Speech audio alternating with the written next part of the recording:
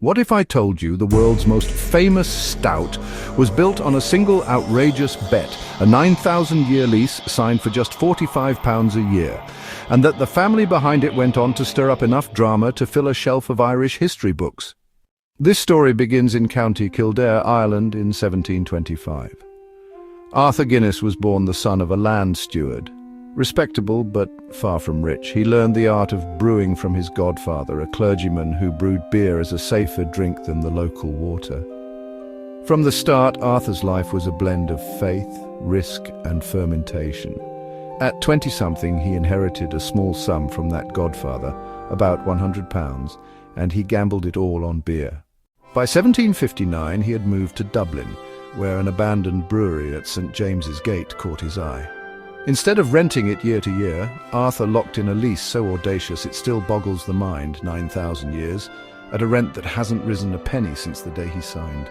Arthur brewed a dark roasted ale that defied the pale tastes of the time. Competitors scoffed, tax collectors circled. When the British Crown tried to hike duties on beer, Arthur fought them in court and won. His stubbornness became the family trademark. Arthur fathered 21 children, though only 10 survived infancy, another brutal reality of the era. Those survivors would seed a dynasty. As the 1800s rolled in, the Guinness name became synonymous not only with stout, but with staggering wealth, philanthropy, and inevitably scandal. Arthur's grandson Benjamin Lee Guinness expanded the brewery into a global powerhouse and poured money into Dublin itself, restoring St. Patrick East Cathedral, funding hospitals and earning a seat in Parliament. But power bred controversy. Some Irish nationalists despised the Guinness fortune as too cosy with the British establishment, calling the family loyalist landlords while the country fought for independence. Then came Edward Cecil Guinness, later the first Earl of Yvette, who turned Guinness into the world's largest brewery by the late 19th century. He donated millions to housing projects for the city's poor. But critics whispered that those same projects conveniently kept brewery workers close and dependent. Across the Irish Sea, other branches of the family cultivated a taste for high society drama. There were whirlwind marriages to European aristocrats, lavish parties in London, and feuds over inheritances that filled gossip columns. And then the real scandals.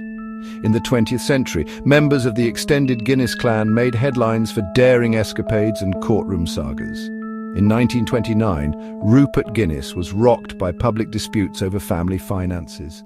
Mid-century tabloids relished the wild adventures of Tara Brown, a Guinness heir whose fast cars and faster life inspired the Beatles' A Day in the Life. The Guinness name became shorthand for old money glamour, and for tragedy when Tara died in a car crash at just 21.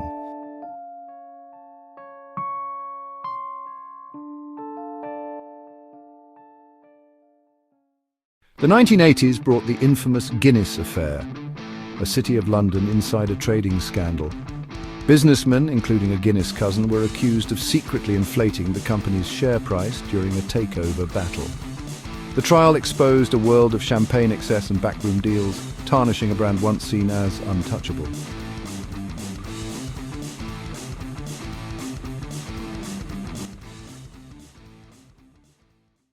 Yet through centuries of triumph and trouble, one thing never wavered: the beer itself.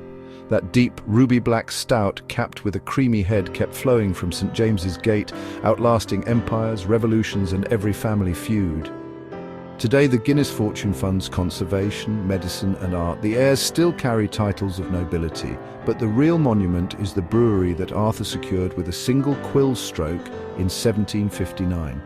So when you raise a pint, remember, behind the smooth pour lies a saga of risk-taking, rebellion, philanthropy, feuds and scandal, a story that has spanned 3 centuries and counting, all because one determined Irishman believed a 9,000-year promise was worth keeping.